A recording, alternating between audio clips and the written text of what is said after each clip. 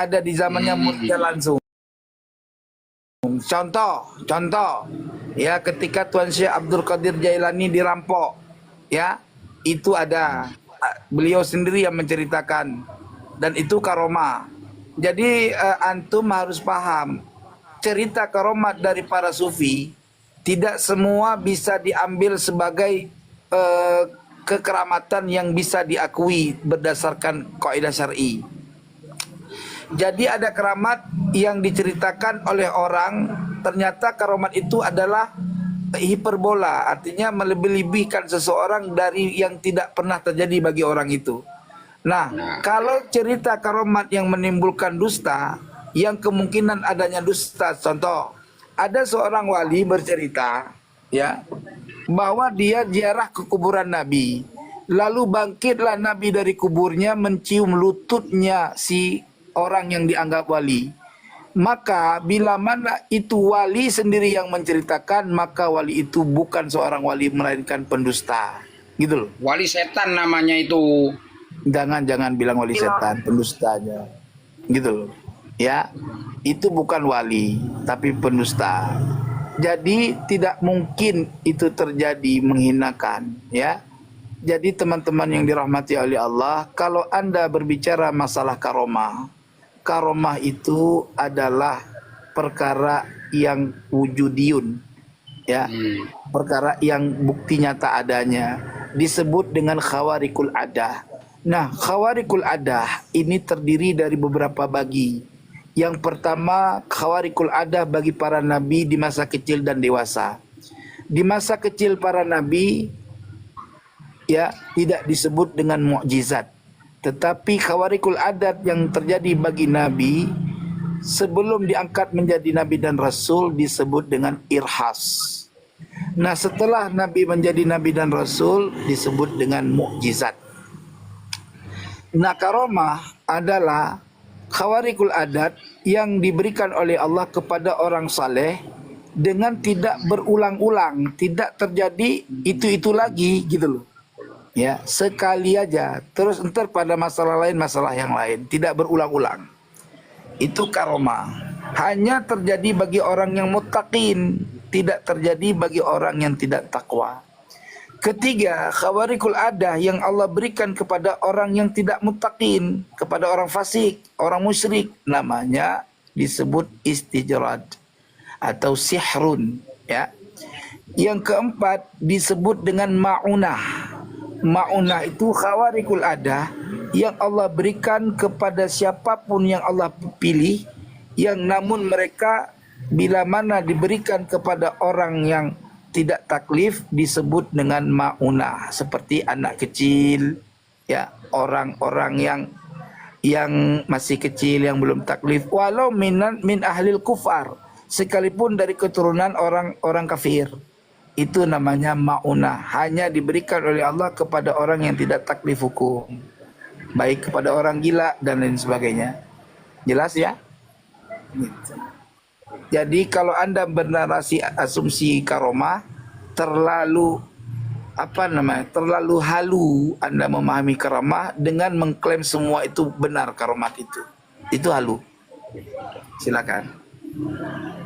Ya, jadi begini Said Kori, saya itu bukan halu ya, cuman saya melihat ketidakadilan lah di sini, dalam tidak objektif lah dalam menilai menghukumi sesuatu itu kan.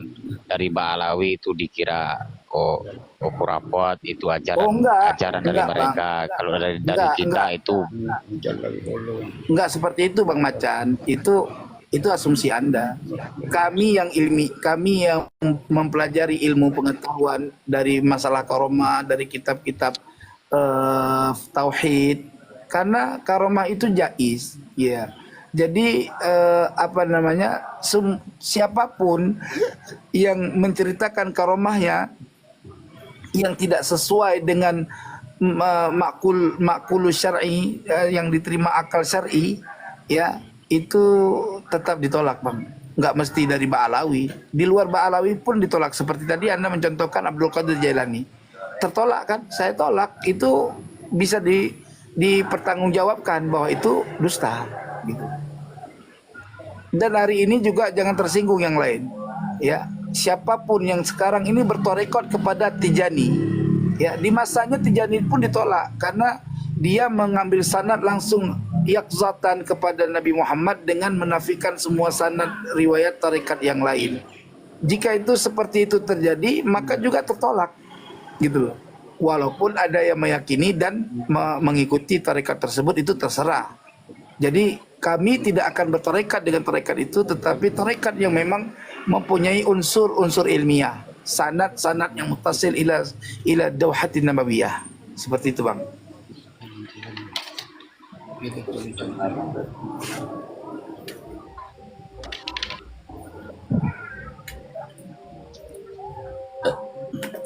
Apabila tarekat Tijani dianggap benar, maka itu berarti setiap orang bisa mendirikan tarekat, gitu. Enggak mesti harus bersanad. Dengan sanad ilmu yang dia miliki, itu sah dia mengisbatkan dirinya sebagai pendiri tarekat tertentu.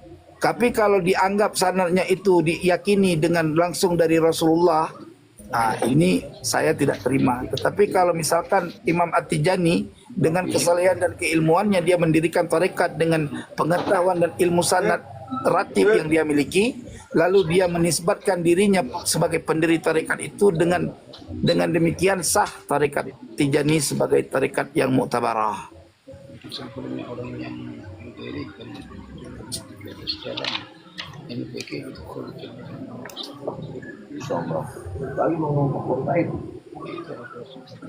Ya mau gimana lagi kalau sudah adil dalam menilai gitu kan,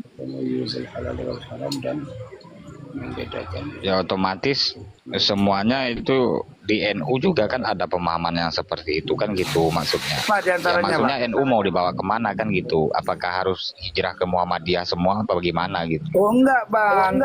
NU juga sama, Bang. Di NU tidak pernah percaya karomah-karomah yang tidak yang tidak disesuaikan dengan dawabitu syar'i, gitu loh. Jadi Lah kan Abang sudah jangan terbukti ada kitabnya toh Said Qori. apa kitabnya? Ya kitab seperti kitab tadi, seperti kitab banyak lagi, kitab Itu manakib kitab Syekh tadi Abdul Qadir dibuat oleh Jilani. orang sebelum berdiri NU apa sesudah berdiri NU? Ya kan umumnya diamalkan oleh orang-orang NU toh Said. Pengamalan boleh-boleh saja, Bang. Misalkan saya membaca kitab manakib Syekh Abdul Qadir Jailani. Iya, untuk di antara murid-murid saya boleh-boleh aja. Tapi tidak bisa mengklaim itu kebenaran hakiki.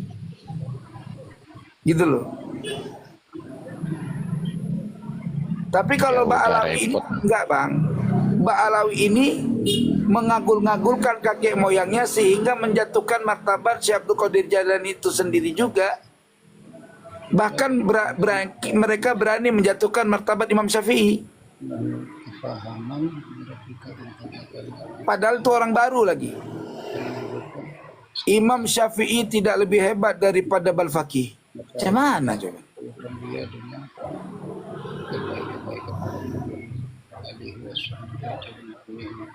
Dan perlu abang ketahui bahwa Muhammadiyah dengan NU itu sama-sama ahli sunnah. Cuman organisasi harokahnya aja yang berbeda. Adapun oknum-oknum yang sekarang mengatasnamakan Muhammadiyah, sementara pemikiran mereka Wahabiyah bukan ahli sunnah, itu kesalahan oknum, bukan kesalahan organisasi.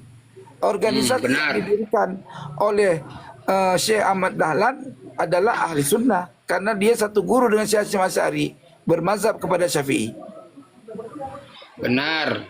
Itu macan putih itu yang nggak percaya.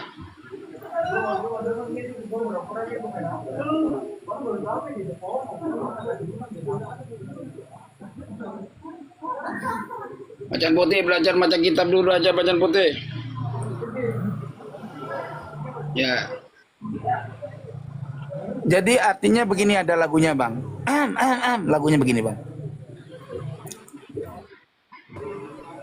Yang lagu Bung Roma itu Ini. yang lagu Bung Roma apa sih? Keramat ibu yang paling tinggi apa sih, lagunya gimana sih? Nah. Lu kemana macan putih? Macan putih kemana? Chan. Aduh. Macan. Waduh, macan. Tersinggung kayaknya tuh. Kok kabur? Ya, saya mau Saya mau katakan wa qala Imam Syafi'i radhiyallahu anhu al-istighal bil ilmi afdalu min sholatin nafi'al.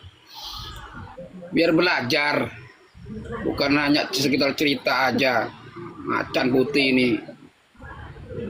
Kakang Mas Lokojoyo, Aduh, apalagi Sayyid. bila kau sayang pada kekasih, lebih sayanglah pada ibumu. Mantap. Bila kau patuh pada rajamu, lebih patuhlah pada ibumu. Deng, deng, deng, deng. Bukannya gunung. Deng, deng, deng, deng, deng, deng. Terusin dong. Gue lupa lagunya. Bukannya gunung. Deng, deng, deng, deng. Tempat Kau menghibah, bukan lautan. Deng, deng, deng, deng, deng. tempat kau meminta. Bukan dukun tempat kau mengibah. Bukan kuburan tempat memohon doa. Tiada keramat yang ampuh di dunia, melainkan yang keramat ibumu juga. Panggil Bang Roma deh, panggil Bang Roma suruh nyanyi lagu itu. Bang Roma, Ada nih